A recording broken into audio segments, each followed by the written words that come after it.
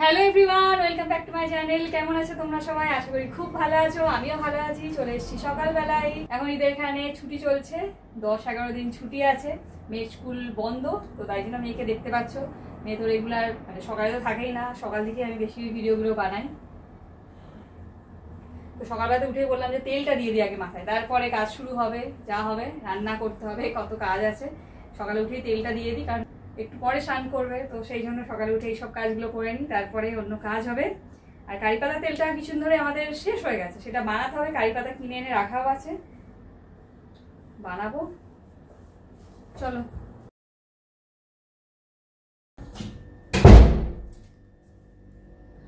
কালকে আমাদের জানো ইনস্টাগ্রামে 1 লাখ ফ্যামিলি মেম্বার হয়ে গেছে, তো এইসবগুলো লাগানো হয়েছিল, বেলুন এইসব ঝোলানো ছিল, এইগুলো এবার আমাকে খুলতে হবে। এটা খুলতে গেলে আমাকে চেয়ারের উপর উঠতে হবে, নইলে খুলতে হাত পাবো না আমি।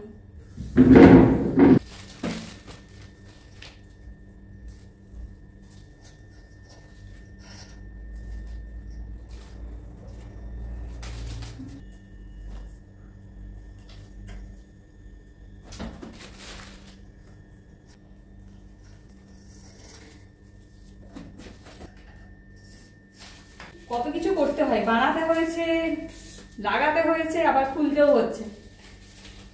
এখানে আমার মেয়ে মানে ক্রিকেট খেলে, এখান থেকে বল ছড়ানো থাকে, তো এটা খুলে দিলাম, ওর বলটা লাগাতে হবে, তো সেই জন্যই খুলে দিলাম।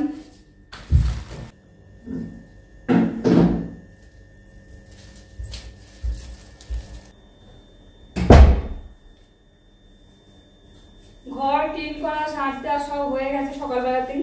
এইখানটুকু শুধু বাকি ছিল, কালকে ওই বেলুনের ভেতর যে কাগজগুলো ঢোকানো ছিল, তো সেইগুলো এখনো পড়ে আছে। কালকে অনেক তুলে ফেলা হয়েছে, তো এখনো অনেক আছে, তো সেই জন্য এইখানটাকে একটুখানি আমাকে পরিষ্কার করে নিতে হবে। সকালবেলা উঠে ঘর পরিষ্কার সব হয়ে গেছে।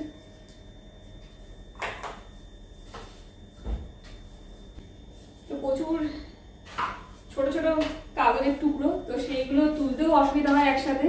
কালকে অনেক তুলে ফেলেছি, কিন্তু এখনো আছে, তো সেগুলো না তুললে হবে না, কারণ হাওয়াতে উড়ে যাচ্ছে চারিদিকে একদম।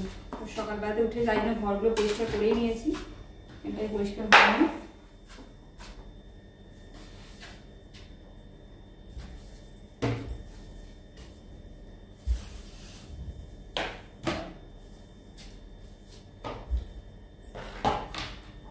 সকালবেলাতে উঠেই শাক কাটা হয়েছে, শাক ধোয়া হয়েছে।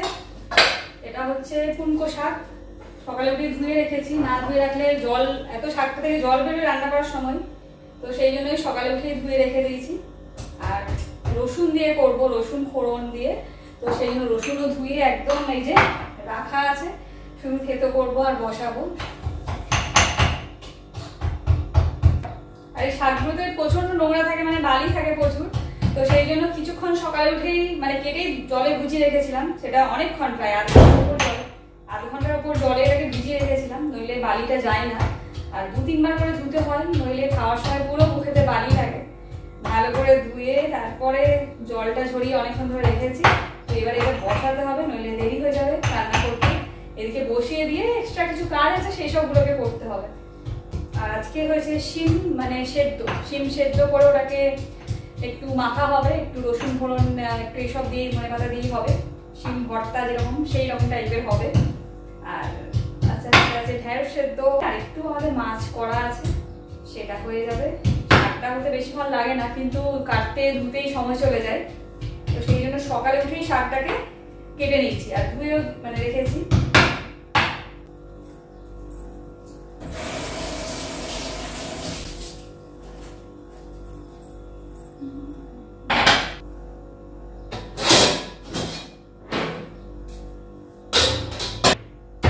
শাকটা মানে বড় কড়াই লাগে, দেওয়ার পরে শাক তো কমেই যায়, কিন্তু ছোট কড়াইটাতে হয় না, পড়ে যায়, তো সেই জন্য বড় কড়াইটাতে আমি বসাই।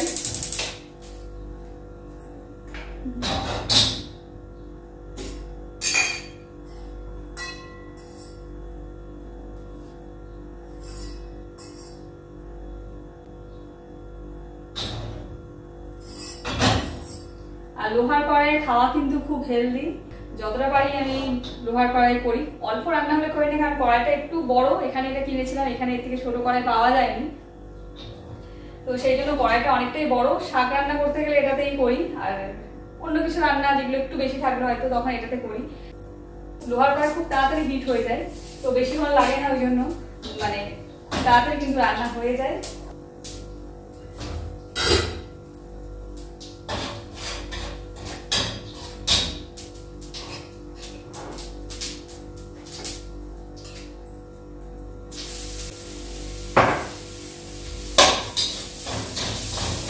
রসুনটা হালকা একটু ফ্রাই হয়ে যায়, তো তারপরে শাকটাকে দিই।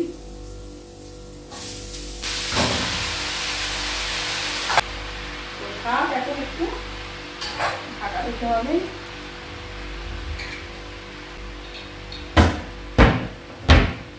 ঢাকা আমার এটা আছে, এক্সট্রা আলাদা কিছু ঢাকা নেই। একটু ঢাকা দিলেই মানে অনেকক্ষণ 5 মিনিট ঢাকা দিলে অনেকটা জল বেরিয়ে যাবে, তো এমনিতে শাক সেদ্ধ হয়ে যায়, বেশিক্ষণ ঢাকা দেবো না। থাক, আর বাকি একটু কাজ আছে আমার ওই সাইডে, ওগুলো করে আসি।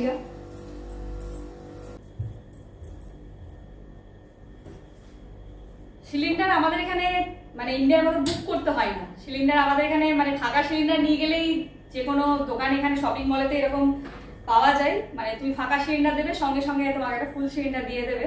এখানে বাড়ির সামনে দিয়েও কিন্তু গাড়ি সবসময় যায়, সিলিন্ডারের গাড়ি। তো যাদের গ্যাস ফাঁকা হয়ে গেছে সঙ্গে সঙ্গে মানে ওরা একটা হর্ন দেয়, মানে হর্ন দিয়ে ওয়েট করে ওই এরিয়াতে কিছুক্ষণ, তারপরে নিয়ে গেলে সঙ্গে সঙ্গে ওরা পাল্টে দেয়। আমাদের ওখানের মতো নয় যে আগে থেকে গ্যাস বুক করতে হবে, তবে গ্যাস তুমি পাবে 1 মাস আগে, 15 দিন আগে, এরকম কিছু নেই। এখানে ফাঁকা সিলিন্ডার নিয়ে গেলেই গ্যাস পেয়ে যাবে। ফাঁকা সিলিন্ডার অবশ্যই আগে কিনে নিতে হয়। আর এখানে গ্যাস কিন্তু অনেকটাই সস্তা আমাদের ইন্ডিয়ার থেকে, আর গ্যাসের এটা কিন্তু খুব হালকা। তো আমাদের 2টো সিলিন্ডার আছে, একটা শেষ হলে একটা এনে রেখে দেওয়া হয়। কালকে গ্যাসটাকে আনা হয়েছে, আর এখানে গ্যাস নিয়ে আসার পরে গ্যাসের ভেতর থেকে অনেক আরশোলা বেরোয়, আর ঘরে ঢোকানোর পরে গোটা ঘরে আরশোলা এখানে ওখানে সব ঢুকে যায়। তো এখন আমরা সেই জন্য কিছুক্ষণ বাইরে রেখে দিই, বাইরে রেখে স্প্রে করে দিই। তো স্প্রে করে দিলে কি হয়, আরশোলাগুলো মরে যায়। তো সারা রাত্রে বাইরে এখানে সামনেই রেখে দিই। তো এবার এটাকে ধুতে হবে, কারণ নইলে তো রান্নাঘরে ঢোকানো মুশকিল, স্প্রে করা হয়েছে। তো একটু ধুয়ে নেবো এটাকে।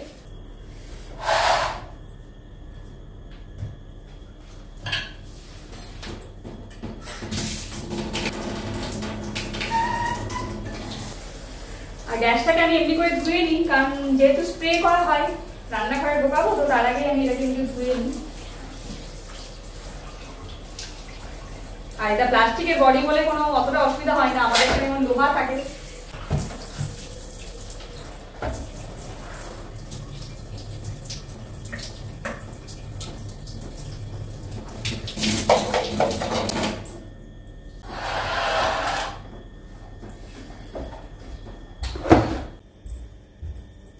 ধুয়ে একটু বাথরুমে গ্যাসটাকে রাখলাম, কারণ জল পড়ছে, একটু পরে আনবো, জলটা এক্ষুনি শুকিয়ে যাবে, প্লাস্টিকের বডি, অসুবিধা নেই।